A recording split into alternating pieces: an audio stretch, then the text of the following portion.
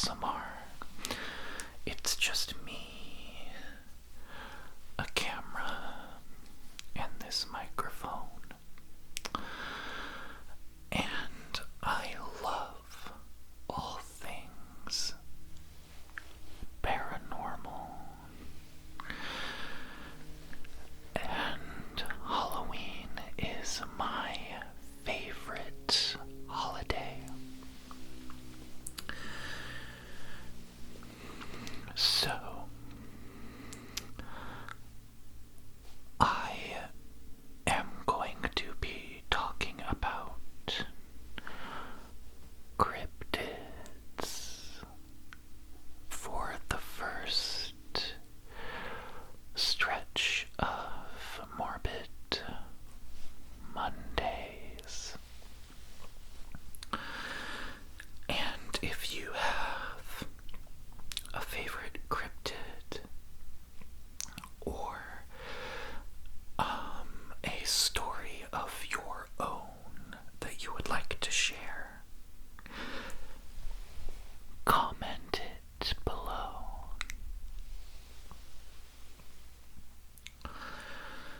So, I have a few favorite cryptids. My top, I'd say top 4, because those are the only ones I can think of off of the top of my head.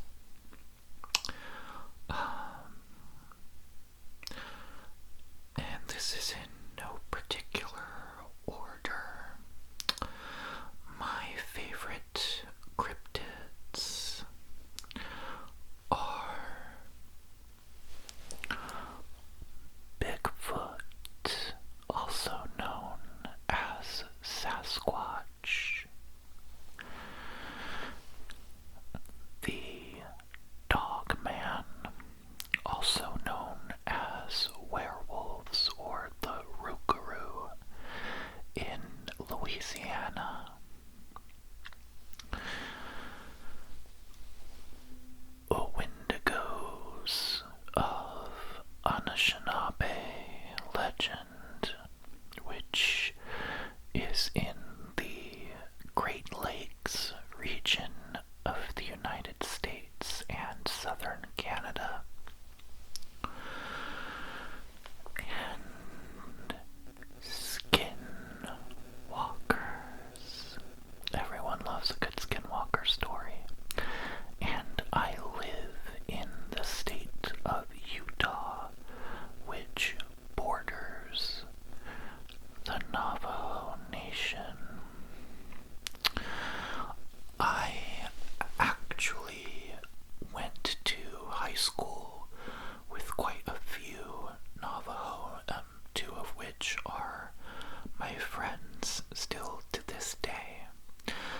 So, today we are going to be talking about exactly that, and I am going to go over their lore. I am going to read some stories, and I am going to refrain from using their Navajo or Dene name. My background is in anthropology, so I am going to try to be respectful of the culture while I tell these stories and go over their legends. My fiance is native as well, but he is from a different tribe, and they don't really have these stories. So, if you have seen my channel before,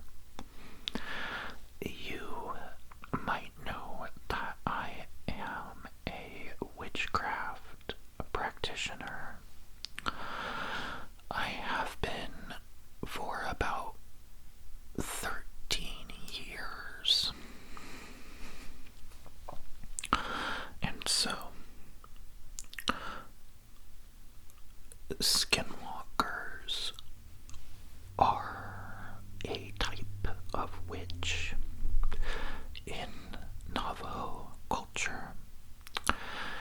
And don't freak out. It is said that talking about them can draw them to you. So, as a precaution, I have this lavender spray.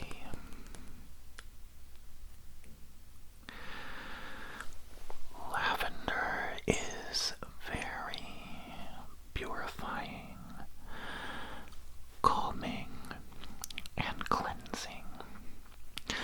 And because I am not Native American, I do not use white sage. It is a closed practice, which means that it should remain inside of the cultures that have used it for thousands of years. So I use other herbs to cleanse and purify. It smells really good. Even the condensation.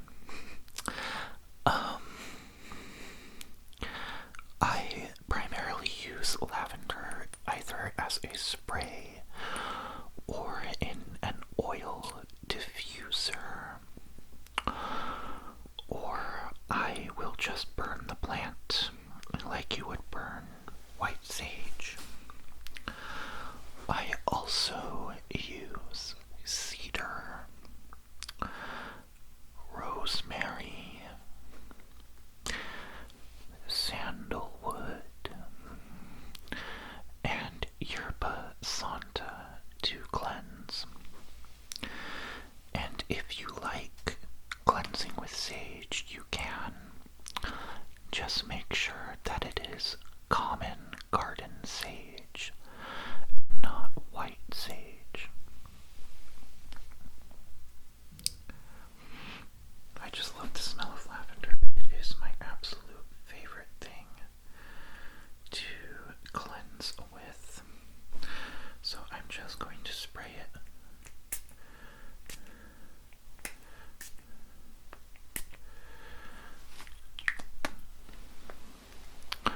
Hopefully, this will help guard against any unwanted attention. Though I have only had one experience with a skinwalker, or what I believe to be a skinwalker. It could have been a variety of other entities. But given that I was with some people that had Dene ancestry, Dene is what the Navajo call themselves. When I encountered this entity, that is the best guess that I have, though it could be a variety of other things.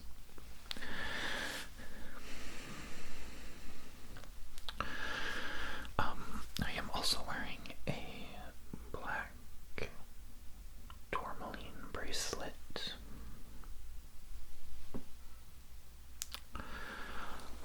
Black tourmaline is very protective. So,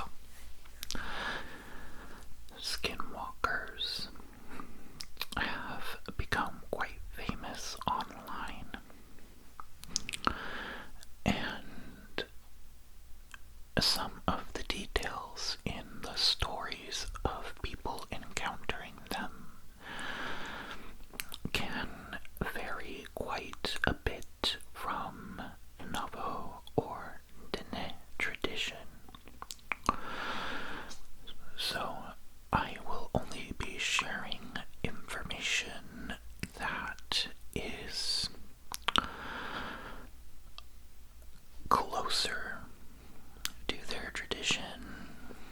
Although, because I am obviously not Dene, I may still get some details wrong,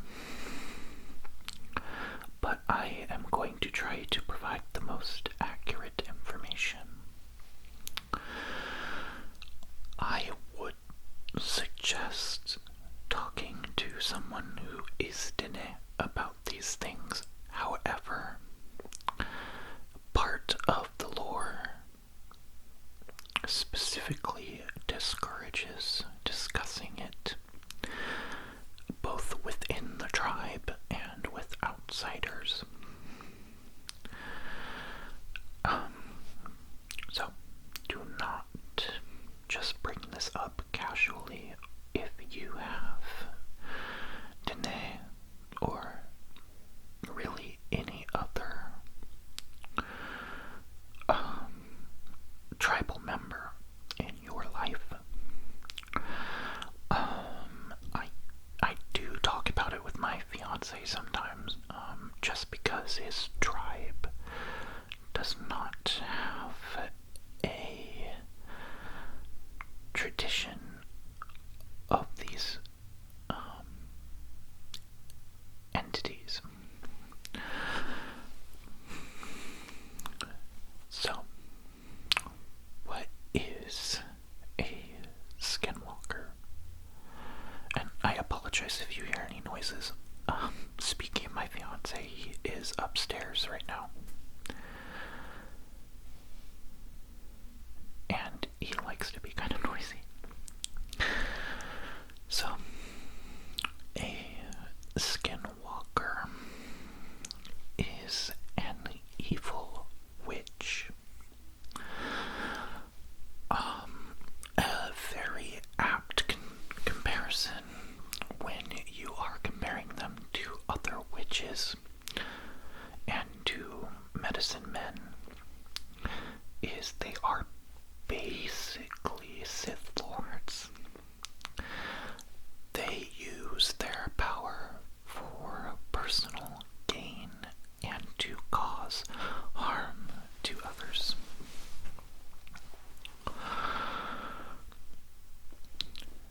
They obtain this power through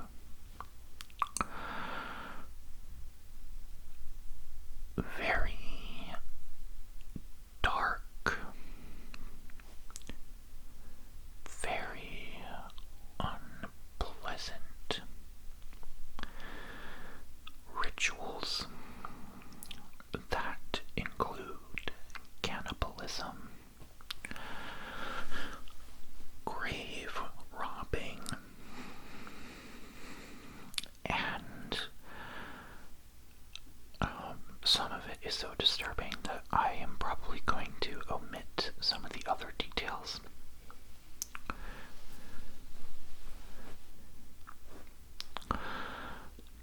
They also perform what is essentially the Dene or Navajo equivalent of the Black Mass, which is to say that they perform twisted and dark versions of traditional ceremonies that are meant to heal or to bless. And they perform the opposite of those ceremonies.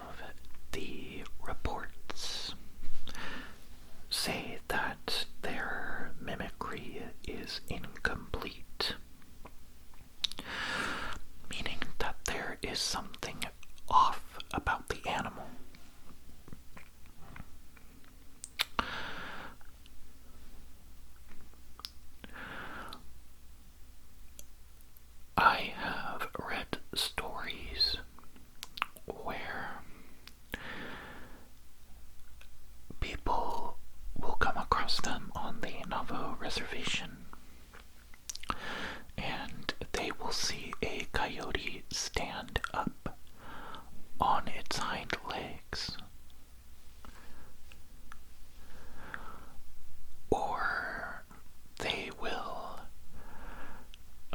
run alongside people's cars and keep up with them.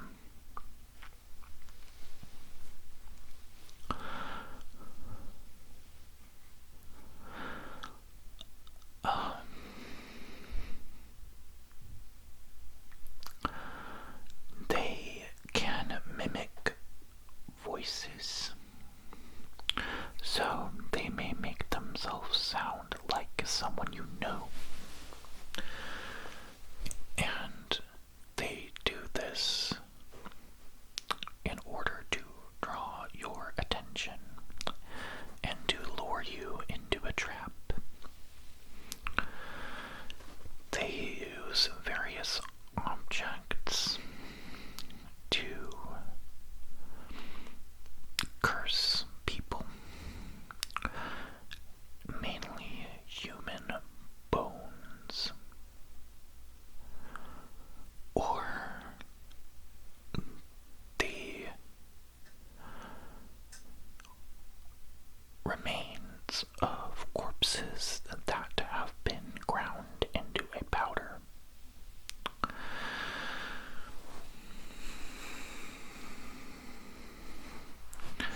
In order to protect yourself against these creatures, the use of holy ash is usually the go-to method of banishing them. Holy ash, or te'esh, as the Dene call it. I don't know if I'm pronouncing that correctly, but Navajo is a very difficult language. Holy ash is created from a fire. You can use any kind of wood, or in my case, I make it out of the ash that is left over after I burn lavender. And coating a weapon, like a knife or a sword or anything really, even a bullet, and attacking the Skinwalker with it is one of the only ways to kill them.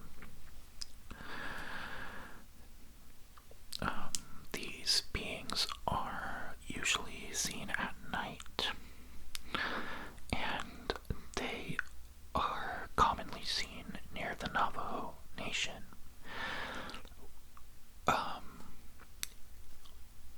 On it or around it in the neighboring states. The Navajo Nation is located in the Four Corners region of the United States, and it is called the Four Corners region because the states of Utah, Arizona, New Mexico, and Colorado all converge into a single point. And the Navajo Nation is right in that area. The Navajo Nation is the largest Native American reservation in the United States.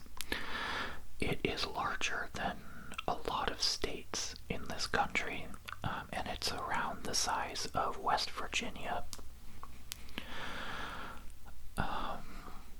It's so large, in fact, that there is a second reservation contained within its borders, which is the Hopi Reservation.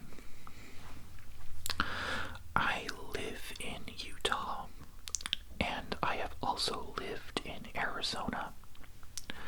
And a few years ago, I saw what I believe to be a Skinwalker. My friends and I were driving back to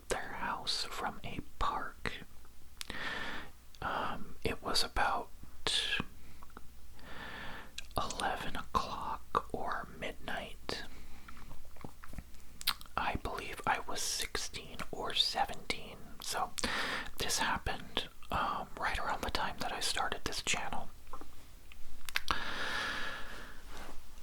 And we turned the corner coming out of this park, and this particular park is in the southeastern part of the Salt Lake Valley. And it is basically a ravine. So you walk down in there, and there is like, you wouldn't even know that you're in the middle of a city that has like over 1 million people living in it. Like, there's just no signs of civilization. So we were making our way back to their house from the park, and we turn a corner, and the headlights shine on this massive black dog walking along the side of the road.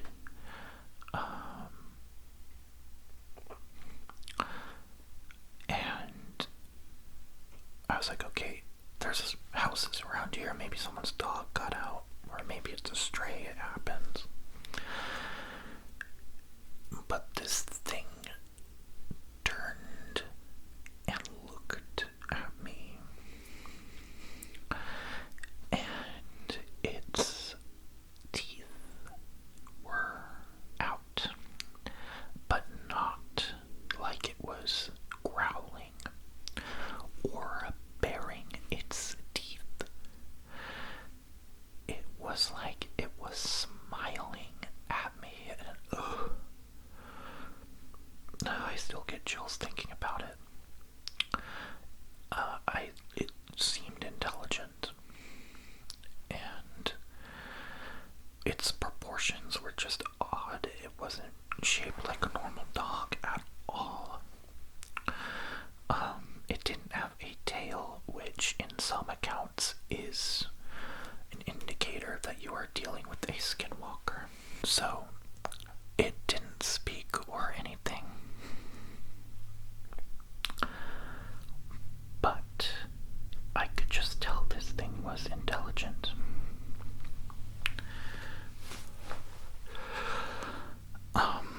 And my friends at the time had Navajo ancestry. They were half Dene. And they would not talk about it at all with me. I didn't really bring it up at the time because I assumed it was just a weird dog. I hadn't heard of skinwalkers. But they just kind of acted like nothing weird happened when we got back. So that is my story. I hope that you found this video entertaining or relaxing. Sometimes I do like falling asleep to paranormal stories.